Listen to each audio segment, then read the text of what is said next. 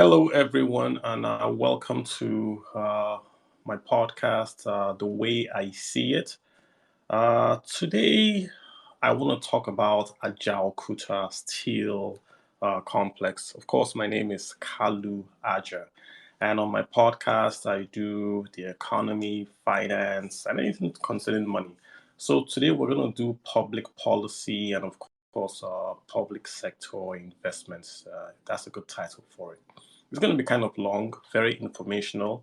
So just try to follow, and then let's see where it's going to go. Let me start by saying this straight out of the box, right? We're going to review what has happened, say, from 1962, 67, and all that. We're only doing this just so we can learn and perhaps learn and get better. We're not blaming. This is not a blame game. We're not shaming people. We don't want to say, hey, this person did something bad. They should have done this. No. We want to say what happened. Hopefully, we can learn from it, right? Not to blame. That's the first thing we want to make sure that we're getting out there. Number two, I'm not an expert in steel. I'm not an engineer or anything like that. I am just a finance guy, right? So what I do is I follow the money. I've wondered, just like you all, why doesn't Ajaokuta work? How come it's just there? It's so important, but it's not working. So I just followed the money. I literally went to all the steel plants in Nigeria. There are about five of them. I've gone to all of them apart from the one in Oshobo. I asked questions. I went to the experts. I sat down with them. I asked them questions. What's going on? I did my research, right? And I got tons of information. I was able to understand what's going on, right? So that's just what I've done. I'm not an expert. This is just going to tell you what I found out, and I'm going to back it up with like historical documentation that you can find online. We're not debating this. This is like past historics. It's there. It's live data. We can't go back and change stuff. So there's no debate. What I'm going to say, right? I'm not going to try to say we did this or we did that. I'm going to tell you what happened, the history of it, so that you see where we are, why this problem of Ajaokuta and the steel sector persists till today. But why is this important? There is no country that can develop without a steel sector. It's impossible. If you're going to develop, you have to have a steel sector. So it's very important we find out what happened in that steel sector so that we can then say, okay, going forward, this is the errors we have made and we can change. So the story of Nigeria Steel is very old. It didn't start from Ajaokuta. Way back in 1961, 1961, guys, just after our independence, you had a company or the streets an association. They called themselves the Nigerian Steel Association. This was Americans and the Nigerian government. They essentially founded something. It was Westinghouse and Coopers. Those are the Americans and Nigerian government. So they formed this Nigerian Steel Association, and they tried to do what's called a DRI. I want you guys to just remember DRI is direct reduction iron, but we're not technical guys. Just call it DRI. This was way back in 61. This DRI was a brand new technology, right? So they tried to see if they could use DRI to make steel in Nigeria because Nigeria had just found iron ore. We also had coal. But it was so brand new, this DRI tech, that it really couldn't work in Nigeria. They hadn't really perfected that tech. So we moved on from DRI in 61, right? Then in 1963, the idea of the blast furnace then comes in. The blast furnace for us non-technical guys, like a big pot where you just throw all that stuff in and it melts it all off and it makes the steel for you, like the fireplace, the cauldron. That's the blast furnace. Again, you had a consortium from the United Kingdom, from Germany, and I believe it was from the UK. So the Germany, UK, and the US, they all came together and they formed what was called the United Nigerian Iron and Steel Company. So what they tried to do was to see if they could make steel in Nigeria using the blast furnace technology. They took the tech, they took it they took it abroad. They took it to a blast furnace abroad. And they found out that unfortunately the Nigerian coal and Nigerian iron was really low quality. They weren't able to figure a way to make steel using the Nigerian coal and the Nigerian iron ore. Nigerian iron ore was low quality iron. It had low quality of iron. Nigerian coal, it's not non-coking. I don't want to go into the technical meaning, but it's unsuitable to make steel. Their suggestion was, okay, why don't we just export our coal, right, to Nigeria? Then Nigeria can use her iron ore and make her steel. This was way back in 1963, guys, 63. But they then said, man, it's going to be too expensive. You know, the logistics of taking coal from the UK or Germany to Nigeria is going to make the steel expensive. So it's going to be uneconomical. So this blast furnace idea in 1963 also died. At this time, of course, we had the war, and in 1967, Nigeria was then looking for loans to expand, to grow the economy because there was devastation, right? And we tried to get a loan. Everyone gave a loan, but it wasn't enough. Then we went to the Soviet Union also to say, hey, can you guys give us a loan? And the Soviet Union said, yeah, sure, we can give you guys a loan. So in 1967, the Soviet Union then came with a proposal to build a steel plant for Nigeria. And they were going to give us a loan back then of 120 million naira. That was a lot of money. They said, we're going to give you guys a loan of 120 million naira, and we'll build a steel plant for you guys. Because they were happy because Nigeria, remember, was going back to the West. Or Nigeria was a Western leading country. So to them, was a chance to steal Nigeria from the West and bring Nigeria into the Soviet orbit. So they dangled the loan in front of Nigeria. Nigeria said, okay. So in 1967, that's when we started to talk about a steel plant built by the Soviets. So Nigeria said, fine, go ahead and do the studies. They had to do soil testing and all that. From 1967, nothing happened till all the way till 1974. The Russians claimed they were doing soil testing and sampling, blah, blah, blah. Nothing happened.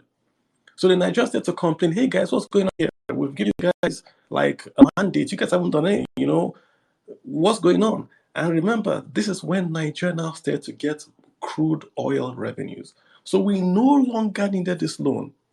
This 120 million naira loan, we didn't need it. We told the Soviet guys, hey, we can fund it ourselves. So we don't want the loan, and you guys are slacking. You are taking us back. Show up let's know what's going on. Then the Soviets then told the Nigerians, oh, sorry, we've done the design of the plan, and surprise, surprise, we have found high quality coal in Nigeria. Go, remember what we talked about in 1963, where Nigeria tried to do the blast furnace, and the UK, Germany, and the US partners under the United Nigerian Iron and Steel Company said it wasn't possible because the coal was low quality. The Soviets then told Nigeria in 1974-ish, hey, we found high quality coal in Nigeria. So we're going to design you guys a steel plant, and this steel plant is going to use this blast furnace. So remember, guys, we have rejected blast furnace because we have low quality coal. But the Russians said, found high quality coal. Give us the contract. We will build you this plant with the high quality coal. So Nigeria said, fine. Nigeria gave them the contract, and in 1975, the decision was taken to build the steel plant in Ajaokuta. It was to open in 1981. So built in 75, open in 1981. Then the final, is going to be completely completed in 1983, fully built and all that. Now, remember, because they said we could use our own coal, it was supposed to be in Onitsha where they could import the coal. But because we're going to use our own coal, they put it in Ajaokuta, right? Because we're going to use Nigerian coal and Nigerian iron ore. It was put in Ajaokuta, then the Russians started to build. Now, what did the Russians do? The Russians said, we will build the steel plant. then we will operate it and train 1,500 Nigerians.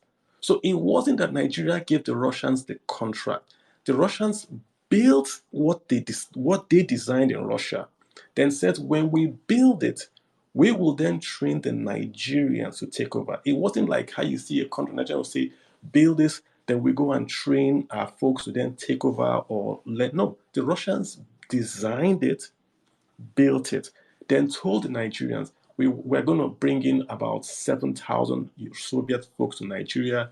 You're going to pay the least guy about $19,000 a year. This was way back in 75. So we didn't really have any input in what they designed. We allowed it because they said blast furnace can work. We have the coal. We were happy and we gave them the contract. Remember these guys. So they were to build and then deliver to Nigerians. Guess what happened? Immediately we gave them the contract. The Russians came back and said, sorry guys, we just found out that that high quality coal we gave you is not available really. It's not high quality coal. It's still low quality coal. This means that we would have to still use the Nigerian coal, but it's low quality. So what will happen is this. We're going to import the coal from the Ukraine or from whatever, from the Soviet Union. So Nigeria then gave them the contract in 75. After they had offered us in 67 and didn't build it, they take us back to the 1963 blast furnace. Remember, Nigeria only did that blast furnace because they told us that they had gotten high quality coal. But now, after we give them the contract, they then say, oh, we really don't have the high quality coal. And this is not me again. This is you. If you can Google the Minister of Power 1980, his name is Paul Ononugo. You see him stating this in official papers, saying how they then had to go back and change the design of the furnace in Ajaokuta because they had given Nigeria a design that says we're going to use high quality coal. They then had to change that entire design to use the low quality coal, or you import the high quality coal. That's what happened. That's the first, and call it like quote unquote 419, right? Where they got that contract under the false pretext that they could use, that they found high quality coal in Nigeria. From then, it just went downhill because the project itself was built on the lie that the blast furnace technology could work. This is the fault of the Russians, right? But where I fault the Nigerians is this. At that point, why didn't we pull the plug at that point? Because let's understand what Nigeria was trying to do. When Ajaokuta was signed in 1975, there was no Kogi State, there was no Delta State, there was no Abuja.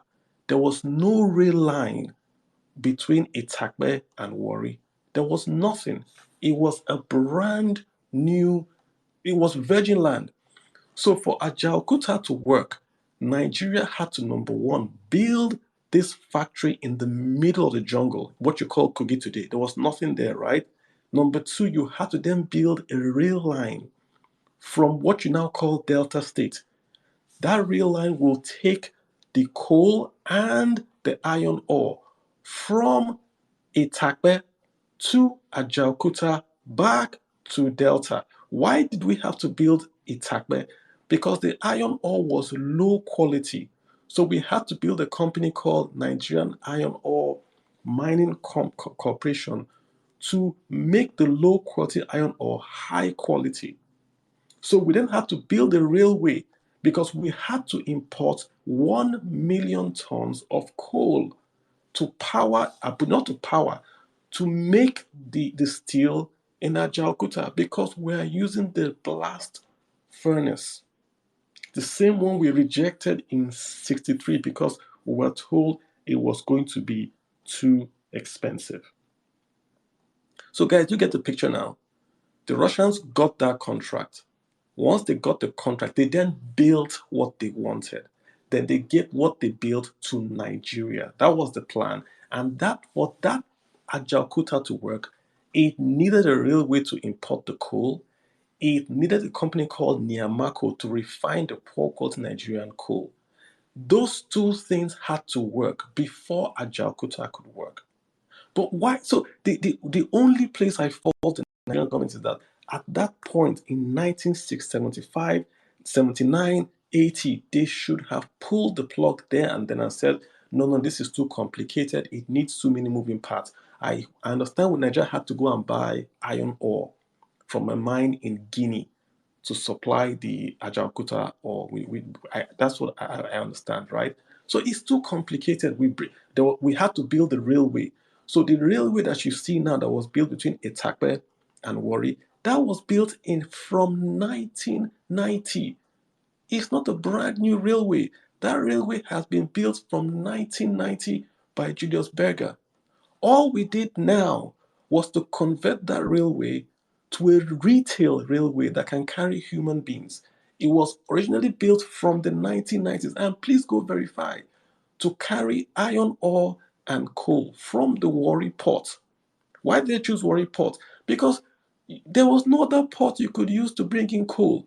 Nigeria tried to import cement to Lagos port. The Lagos port got clogged up.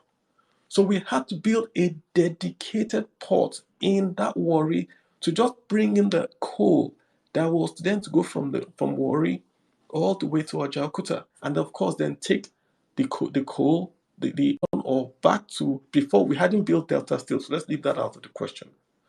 So to summarize for you guys, 61, we tried the DRI. We're going to come back to DRI. Just remember, we tried DRI in 61, it didn't work.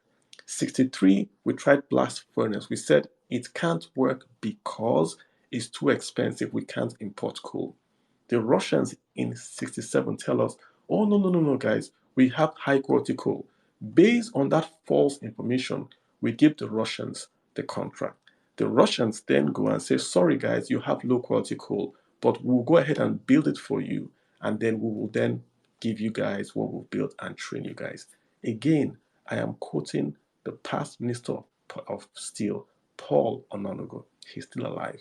If you Google it, what I'm saying, you would find it.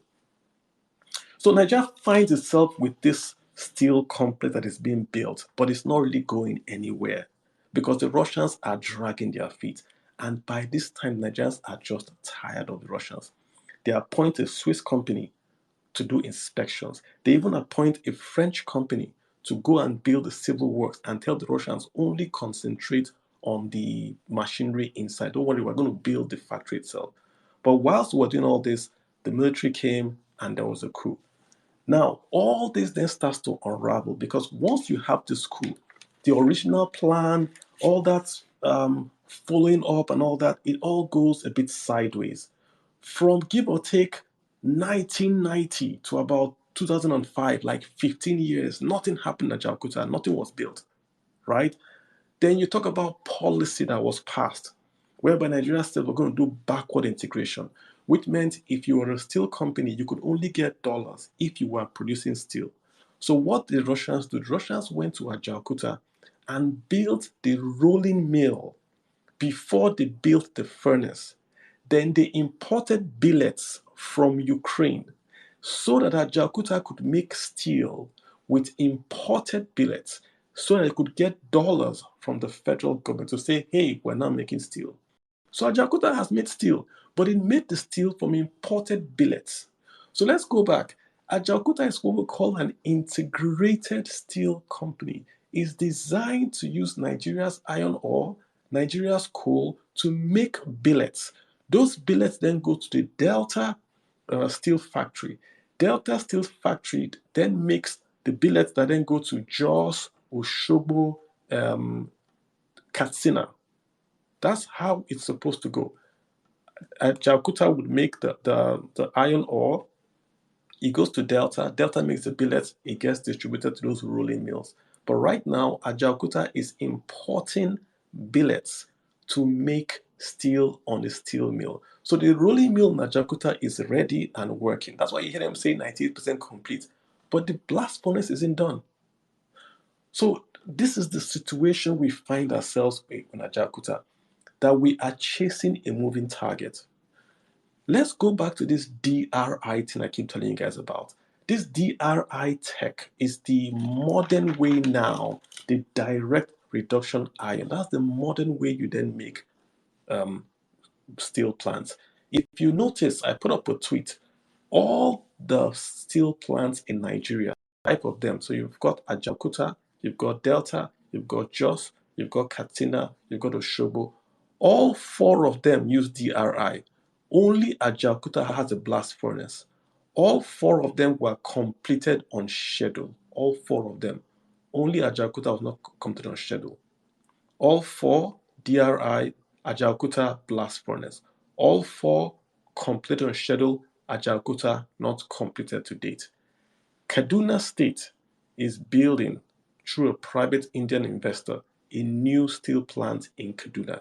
That steel plant is going to use the same iron ore from Nigeria. They're going to benefy it, i.e., make it high quality, and they are going to use it and make steel. The difference, the one in Kaduna is DRI. It's not the blast furnace. This is the point that I blame the Nigerian guys. When we found out in 1881 that this blast furnace route was the no-go area, we should have stopped, pulled our losses, and built a new one. We did not. We invested more and more and more. It gets worse, guys. In 2002, Nigeria went to the World Bank for a loan, $104 million loan to complete Ajaokuta. The World Bank told Nigeria, as at 2002, Ajaokuta is obsolete. 2002. Still, we put money in there because now became a thing of national pride. We have got to get this to work. It has got to work. We kept on throwing money in there and it has never worked. Why is it not working? Because it is designed to use that imported coal with a rail line and high quality iron ore. So Niamako has to work, the rails have to work, and you have got to import that coal for at least 5 years and store it there. So that whatever happens, you have your raw materials of coal. You can't start the furnace and put it off. It's not a microwave. So you see, lots of things had to happen for Ajaokuta to work. And those things have not happened. The closest we have gotten now is that the rail line is working. But if the rail line works, where's the coal? Where's the storage? Is Niamako working? When will this all be ready? The Japanese guys came to Nigeria and told Nigeria, shut down the blast furnace, change to DRI. We didn't take their advice. Everyone has said this, DRI. That blast furnace thing, shut it down. We haven't taken the advice. We kept on spending. We kept on giving it out to concession guys. It's been given out to a US company, all gas. They didn't do anything. It's been given to the Indians that came and stripped. They didn't do anything there. Now we're paying the same Indians about 500 or $486 million because they took us to court. The situation is very, very simple, right? We are all Nigerians. No one is critiquing the president. I get it. When we talk about Jakarta, people jump up and no, no, no, you are no. It's not going to work. We missed the opportunity to get it to work. The technology today has been called obsolete by the World Bank in 2002. The articles I'm reading, when the Soviet guys built the buildings in 1980, the article says those buildings and the machinery were already obsolete in 1980. But let's leave that away. The World Bank has said in 2002, Ajaokuta was obsolete. Which commercial bank in the world will give you money if the World Bank has said it is obsolete? That's why you are only seeing government to government transactions. That's why it was the same Russians that had to come back last year and say they want to fix Ajaokuta before the war erupted. So all this issue of it has litigation, that's why you had no investors. The Russians came with litigation. Nigeria signed a contract with Russians with the litigation. So it has nothing to do with litigation. The Indian guy that bought it to strip it. It's scrap. That's why he bought it. So he was stripping it because it was a concession. And then we canceled the concession. So we've laid out the issues. We've laid out the issues. What should we do? There are two things we can do. Number one, we can say, okay, we're going to stop Ajaokuta and let it rot. I will personally cry because that's a lot of investment. It has a power plant, roads, real estate, which can allow it to rot down. So can we repurpose it? That would mean we stop all that blast furnace thing, build a brand new, maybe DRI furnace in Ajaokuta and use it. The answer is yes. But the answer is, why do that then, Ajaokuta? Just build a brand new, smaller one. Build it in 5 states. The one in Kaduna cost $600 million. We are paying this Indian guy about nearly $500 million. Do the maths. You are paying a guy legal fees $500 million when you can easily build a brand new one like Kaduna is doing for $600 million. Get that? Why go back and invest in Ajaokuta? Why? What's the other solution? Repurpose it to something else. Ajaokuta has a power plant. Put broadband in there. You've got accommodation. Turn it into a magnificent school, venture capital school or school of engineering. Bring people in there, give them money, let them create ideas, right? Use the new economy. Get these young folks in there. 50% Nigerian, 30% African, 20% rest of the world. Put them there, venture capital boot camp, 10,000 people living there. 2 years, you rotate them, you bring in new people. You would get more value for what we have invested in Ajaokuta by doing something new like this. What is happening to Nigerians in Ajaokuta is what economists call sunk cost bias. Nigeria has spent 10 billion in Ajaokuta. So it's hard to say we failed, that 10 billion has just gone to waste. It's hard, and I know it's hard. But guys, I'm a money guy. When you buy a stock and the stock is falling, you sell it if you are a short term trader. If you're a long term trader, you don't buy a black and white television company because you like the company. No matter how much you like a black and white television company, it's not going to make money because no one is going to buy a black and white television. Let's assume we have the railways today, we have the coal plants today, we have everything today that makes Ajaokuta work. The steel that will be produced in Ajaokuta will be too expensive. Nobody will buy it. So, what is the point of completing it apart from national pride? Nigeria has been anchored on national pride on Ajaokuta. It's time to cut our losses and move on. We are not here to attack any government. We're not here to blame any president, but we have already spent 10 billion. For the love of God, stop spending money. Let the place go. Thank you guys. That's my show today.